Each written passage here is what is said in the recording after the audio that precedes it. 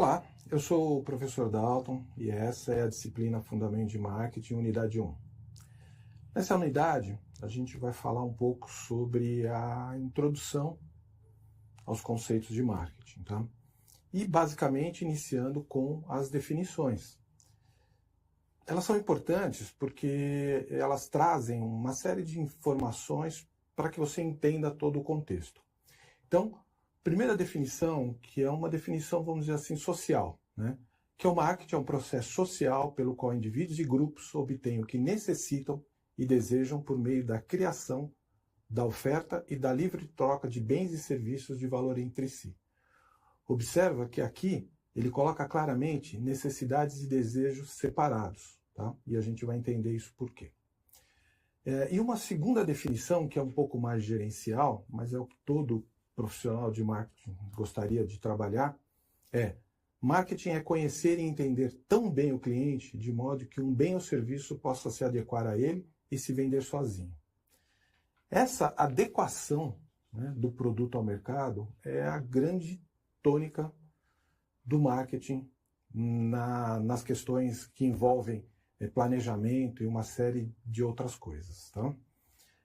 Os elementos básicos que compõem o marketing são necessidades, que são as necessidades básicas, vestuário, roupa, alimentação, desejos, e que é um patamar um pouco acima, né? Então ele deseja uma marca para que ele possa fazer parte de um grupo, de uma estrutura, né? Então são coisas diferentes. A partir dessas necessidades e desejos, o marketing estrutura uma oferta, que é o terceiro ponto, né? Para atender essas necessidades e desejos. Tá? Então essa oferta ela tem que estar equilibrada às necessidades e desejos do mercado. A partir desse momento, se estabelece uma troca. A partir do momento que você equilibra essas duas forças, se estabelece uma troca. E essa troca é importante, essa é a base do trabalho, né, de marketing, ou seja, estabelecer trocas. Essas trocas geram transações. Então, o que acontece? O cliente ou consumidor recebe um produto e a empresa recebe a remuneração desse produto. Estabelecemos uma troca. E se essa troca for bem feita, tiver valor agregado e uma série de outras coisas, gera o último estágio, que é a satisfação. Tá?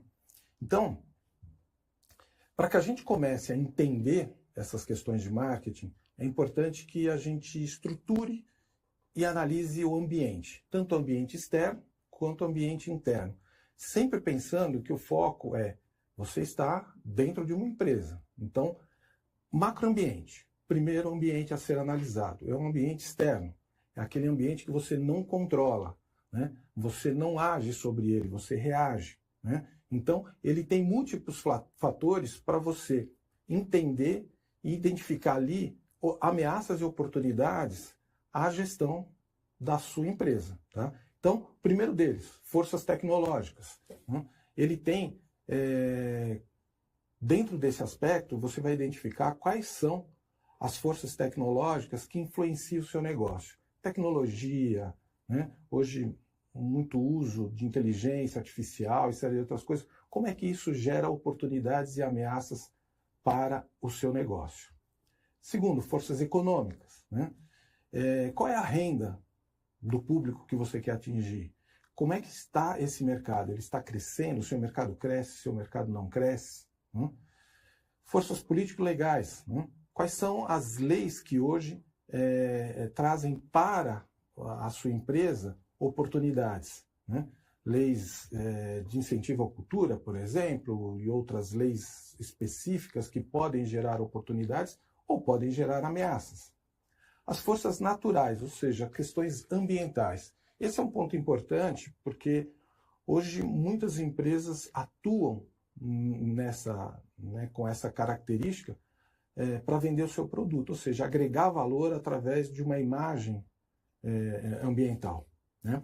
Forças demográficas, ou seja, a população que você atende está aumentando ou está diminuindo, o seu produto está posicionado para um público mais velho, perfeito, a população hoje está envelhecendo, o seu público é um público mais jovem, mais ou menos. Por quê? Porque a população jovem, de certa forma, está diminuindo. Então, são características e forças demográficas, né?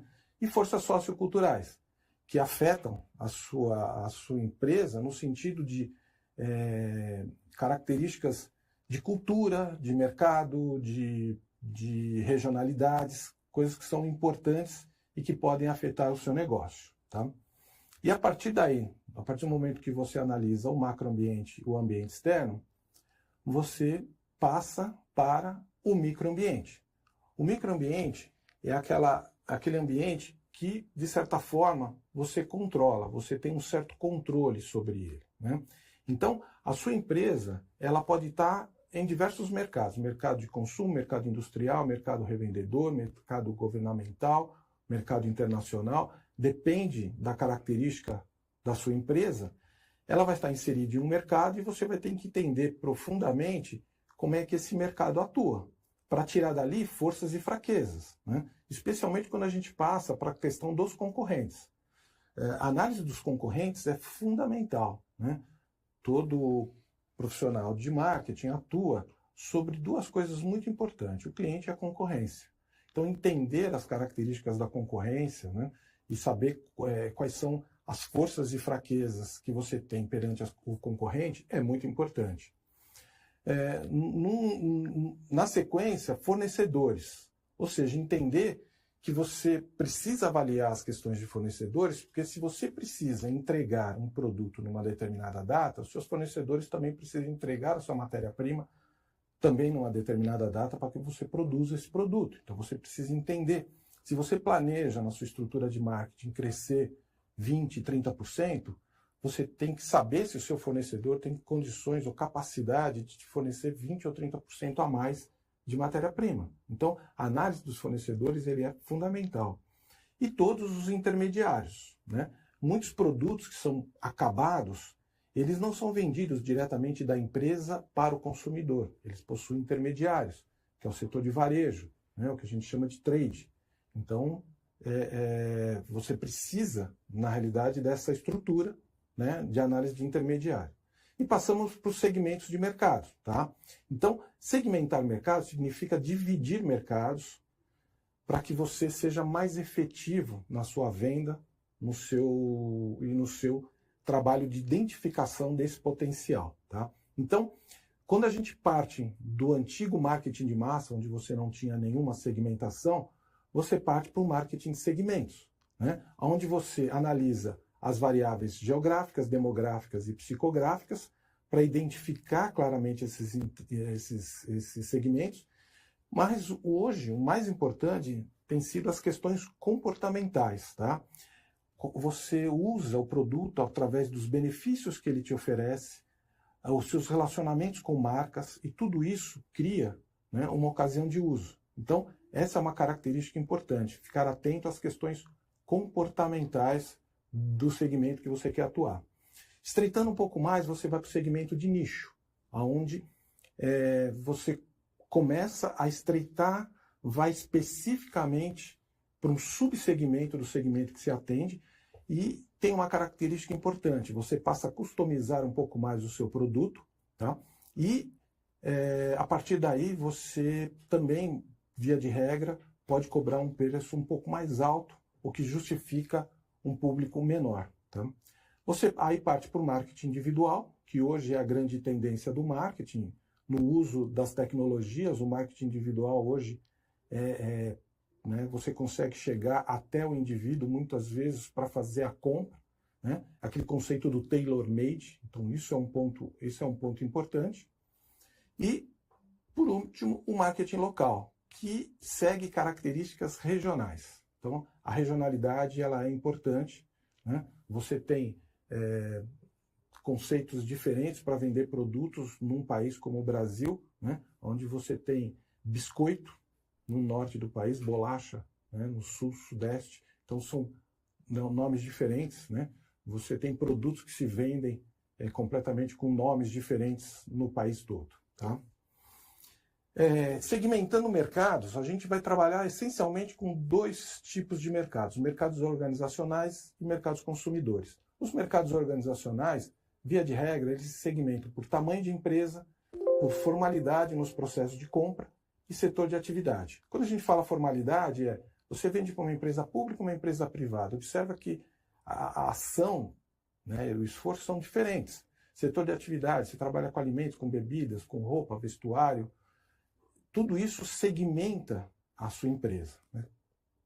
E na segmentação para mercados consumidores, ou seja, para o final do processo, você vai usar a segmentação geográfica, demográfica, psicográfica e comportamental.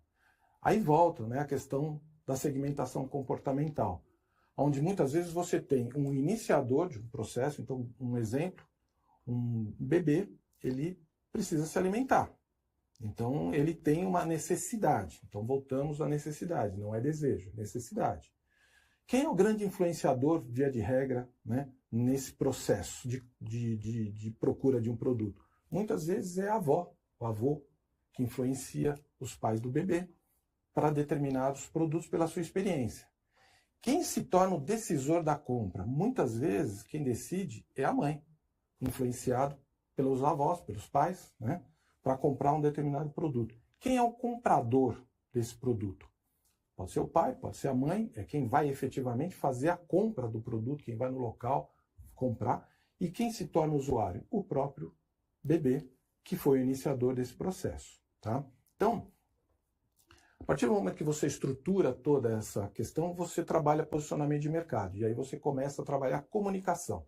Como é que você comunica para que o consumidor entenda o que o seu produto faz ou como pode atender às necessidades e desejos dele? E aí a gente começa a trabalhar os tipos de mercado, né? E esses mercados, nós vamos trabalhar os mercados-alvos, que são, de novo, mercado de consumo e mercados organizacionais. Tá?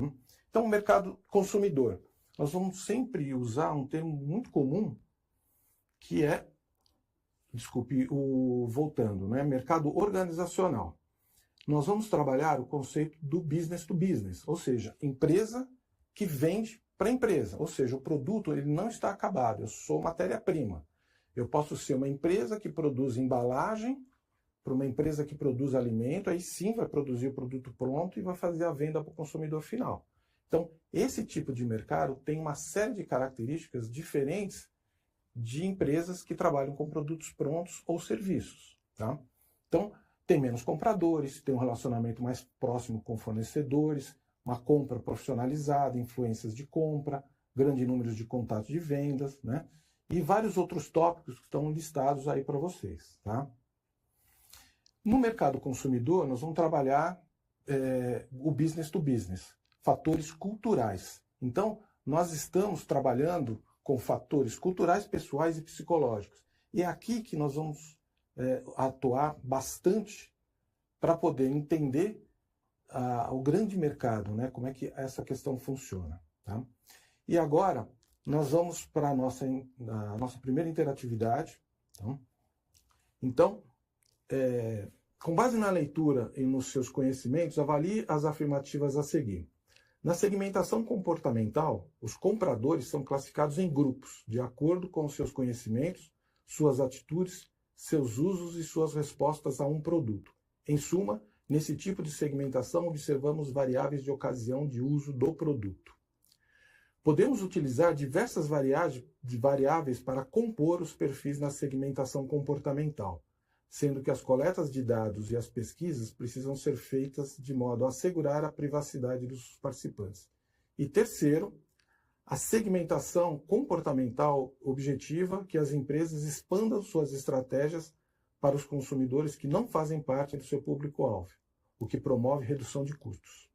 Então é correto afirmar o que se afirma em A. 1 e 2 apenas, B. 1 e 3 apenas, C. 1 apenas, D. 2 apenas e E. 1, 2 e 3.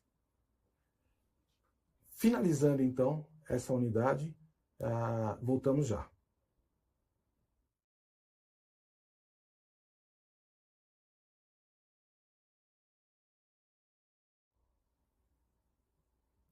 Muito bem, retornando, vamos à resposta da interatividade. Então, a resposta correta seria a alternativa A, 1 e 2 apenas. Porque como vimos, né, a segmentação comportamental tem uma série de características e hoje ela é muito importante no contexto mercadológico. Tá? Bom, continuando, vamos falar um pouquinho sobre valor agregado ao produto, né, e percebido pelo cliente. Vamos entender que tudo aquilo que faz parte do produto, não só o produto em si, é percebido pelo cliente. Então, quando você compra um produto, você tem características, por exemplo, de garantia. Garantia do tipo quilômetros, você tem 5 anos de garantia sem limite de quilômetros rodados. Observa que quando o cliente pensa no produto, ele pensa em tudo que envolve. Então, o valor agregado ele é muito importante no contexto mercadológico. E é por isso que a gente precisa entender. E tem um texto que é muito interessante. O valor percebido pelo cliente baseia-se na diferença entre sua expectativa e o que ele realmente adquire. Então, o que ele realmente adquire tem a ver com uma série de itens que vão além das características do produto. E esse é um valor agregado importante que a gente deve trabalhar quando falamos de produto. Tá? E como a gente cria essa proposta de valor? Né? Primeiro a gente tem que entender a característica do consumidor fiel. Né? O consumidor fiel é aquele que compra e indica constantemente uma determinada marca, mesmo submetida a influências situacionais e mercadológicas. Então, o cliente fiel ele já passou por uma série de etapas, ele já percebeu o valor do produto. Né? E como que a gente faz para que o restante dos produtos dos clientes percebam essa característica? Né?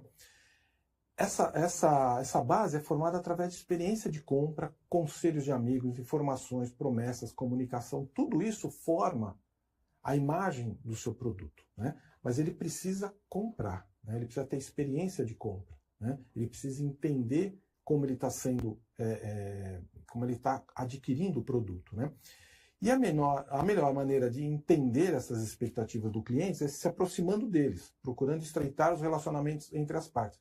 O que isso quer dizer? Isso quer dizer pesquisa. Você precisa pesquisar o seu público, entender como ele pensa, como que ele fez a compra, como é que isso trouxe benefícios para ele, e aí você agrega essas informações. Mas como é que essas informações entram na empresa? Através de um sistema de informação de marketing. Tá? Gerenciar as informações do marketing é muito importante. Né? Ou seja, um sistema de informações de marketing, né, ele é formado por pessoas, equipamentos e procedimentos dedicados a coletar, classificar, analisar, avaliar e distribuir as informações necessárias de maneira precisa e oportuna para aqueles que tomam as decisões de marketing. Ou seja, você vai trabalhar com muita informação. Né? E você precisa trazer essas informações, todas elas, para um lugar onde você possa analisar as análises ambientais, macroambiente, microambiente, todas essas análises são importantes, elas precisam ser coletadas para que as decisões sejam tomadas em cima dessas informações. Tá? Então, antes de você criar as estratégias, vamos pensar um pouquinho, né, como as empresas se apresentam no mercado. Tá? E aí a gente vai trabalhar uma certa evolução, que a gente chama de orientação das empresas. As empresas, elas têm uma primeira orientação voltada para a produção. Então, quando a gente fala de produção, nós podemos voltar lá atrás, Revolução Industrial. Né? As empresas produziam e qualquer coisa que era produzida naquela época tinha consumo. Você não se preocupava com o mercado consumidor, porque tudo era uma novidade. Então as empresas se preocupavam em produzir. Né? Hoje, no mercado organizacional, muitas empresas ainda têm esse foco. Né? Esquecem do cliente e só se preocupam com a produção. Evoluindo um pouco, né, as empresas entenderam que a partir do momento que o mercado aumenta a sua concorrência, a orientação para vendas é uma orientação importante. Por quê? Porque ela precisa fazer a venda daquele produto que está sendo produzido. E hoje é um pouco mais de concorrência. Mas as empresas que são fortemente orientadas para vendas, muitas vezes elas não se preocupam com as características do cliente. Né? Elas vendem para os clientes aquilo que elas querem que o cliente compre, não aquilo que efetivamente vai suprir as necessidades e os desejos dele. Tá? Terceiro momento, empresas orientadas para produto, que são empresas que são fortemente orientadas a desenvolvimento de produto, né? E esse desenvolvimento acaba não atendendo às necessidades e desejos de mercado. Tá? E por último, né, orientação para marketing. Então, quando a gente fala, né, dessa orientação, a gente está falando daquele conceito do produto certo, com o preço certo, no local certo e com a comunicação certa. Ou seja, o famoso 4Ps do marketing, que nós vamos explorar bastante nas próximas unidades. Tá? Então, essa orientação para marketing, ela, via de regra, acontece em empresas que trabalham com o consumidor final, né? As empresas business to consumer. As empresas business to business, elas muitas vezes elas podem estar fortemente orientadas para produção, para vendas, para produto, e às vezes não está orientada para marketing. Né? Por quê? Porque as características mercadológicas elas são diferentes. E é isso que nós vamos ver quando a gente fala, né, de alguns processos dentro do marketing. O primeiro dele é o marketing integrado, né? Que ele visa a elaboração de programas que integrem todas as atividades da empresa para criar, comunicar e entregar valores para os clientes. Ou seja, você precisa entender as características, né, dos 4Ps para poder entregar esse resultado, né, para o mercado e desse mercado obter a transação e a remuneração necessária para o produto que você produz. Tá? Tudo isso, né, dentro do marketing integrado, você constrói trabalhando também o marketing interno. Por quê? São áreas que muitas vezes o marketing não atua, né? Não faz parte da responsabilidade gerencial do departamento de marketing dentro da empresa. Mas observe o seguinte, numa prestação de serviço de hotelaria, por exemplo, você comunica, né, as características do seu hotel, as facilidades, os acessos, como comprar, como se hospedar e uma série de outras informações. O cliente fica bastante motivado. Quando chega no local, ele é mal atendido, né? Há um problema de atendimento com o cliente. Então, todo esforço que você fez no marketing integrado, sem o apoio da estrutura interna da empresa, você não consegue trabalhar todos esses aspectos. Então, o trabalho do marketing interno é um trabalho muito difícil de ser feito, porque a empresa inteira tem que estar focada nas necessidades e desejos do cliente, que é o foco do que a empresa vende. Tá? A partir daí, a gente trabalha o conceito de marketing de desempenho, tá? Que significa o quê? Significa o trabalho da imagem institucional que você tem que passar para o mercado. Tá? Então, muitas coisas hoje são voltadas para a marca. Observe que algumas empresas de tecnologia hoje valem muito mais do que o que ela tem de estrutura física. Por que essa diferença? Isso é imagem de marca. Ou seja, é um valor agregado à marca bastante importante, né, que você trabalha com esse conceito de marketing de desempenho, que é justamente o que vai te trazer retorno financeiro. Tá? E por último, o marketing de relacionamento. Marketing de relacionamento é uma forma de você manter contato constante com aquele cliente. Lembra que nós falamos do cliente fiel? Então, se a gente quer manter esse cliente fiel, a gente precisa se relacionar com ele. Então, ter ferramentas de relacionamento, trabalhar essas ferramentas, ela é importante. Então, quando você tem hoje um site em que você costuma comprar e ele te dá as suas últimas compras, tudo que você fez, ele te dá um histórico, ele está se relacionando com você, ele está guardando as suas informações, ele está te mostrando o que você comprou, de que forma, qual foi o preço. Então, isso é se relacionar com o cliente. Tá? A partir daí, a gente passa para uma avaliação da concorrência. Vamos lembrar, né, gente, que, como eu já disse, o profissional de marketing ele foca em duas áreas, o cliente e a concorrência. E aqui nós vamos entender um pouquinho como são as forças competitivas do mercado. Tá?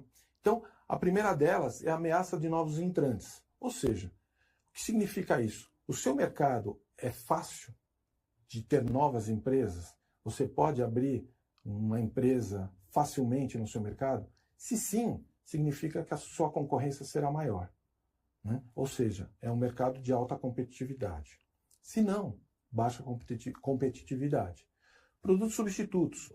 Ou seja, se o seu produto pode ser substituído por outro produto facilmente, significa que você tem um mercado um pouco mais complexo. Intensidade da disputa entre os concorrentes.